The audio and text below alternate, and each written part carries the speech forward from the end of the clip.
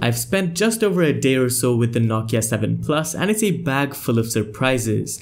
Out of the box, you get a whole host of different accessories, including a pair of earphones and a protective silicone case, which isn't something you see for a smartphone priced at 1,399 dirhams. At first glance, the phone's quite flashy. A solid aluminium body with orange copper edges is quite a unique combination, and definitely in the hand, it doesn't feel cheap. It's a sleek device with all of the essentials done well. A great fingerprint scanner, the 3.5mm headphone jack, and FM radio support are a bonus, but so is that USB-C charging port with fast charging support.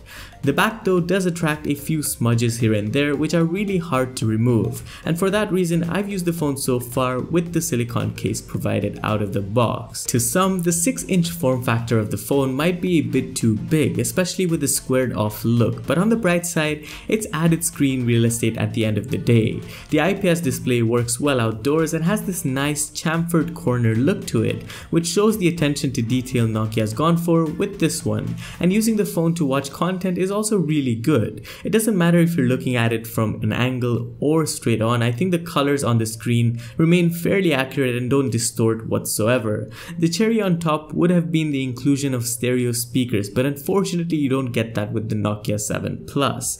I wouldn't say the mono bottom firing speaker is bad by any means, but it gets annoying when you cover it by mistake when watching videos. Also, I don't want to talk too much about the bezels on the phone because at this price range, it's one place we can excuse companies, and plus Nokia's used the space relatively well with its logo placement on the top right bezel, which gives it a clean look, weirdly. Now, as far as using the phone goes, it's been very good, much like the trend so far. It's not the smoothest experience with a few stutters here and there, but definitely not bad by any means.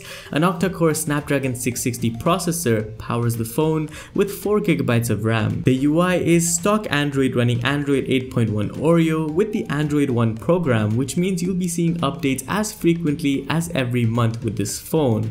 And the Nokia 7 Plus also supports the Android P dev previews, so there's a bonus in that as well.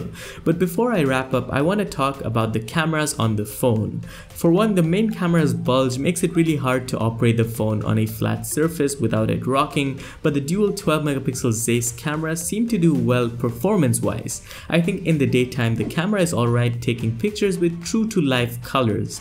Even the 2x optical zoom feature works well. I wouldn't complain about its performance at night either for the pictures it takes, although you definitely see noise in pictures.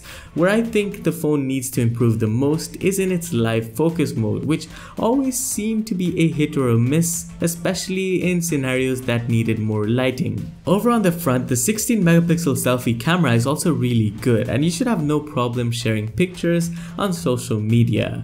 And that concludes what I feel about the phone so far. I'll go more into the huge 3800mAh battery on the Nokia 7 Plus in maybe a full review, but so far the battery has held up well, easily getting me through a day's worth of usage without charging the phone, which makes me think the phone will be able to stand for the 2-day battery life claim it makes. As always, thank you guys for watching this video, and make sure you check out our other videos if you've missed them. Subscribe for more in the future, and I'll see you in the next video.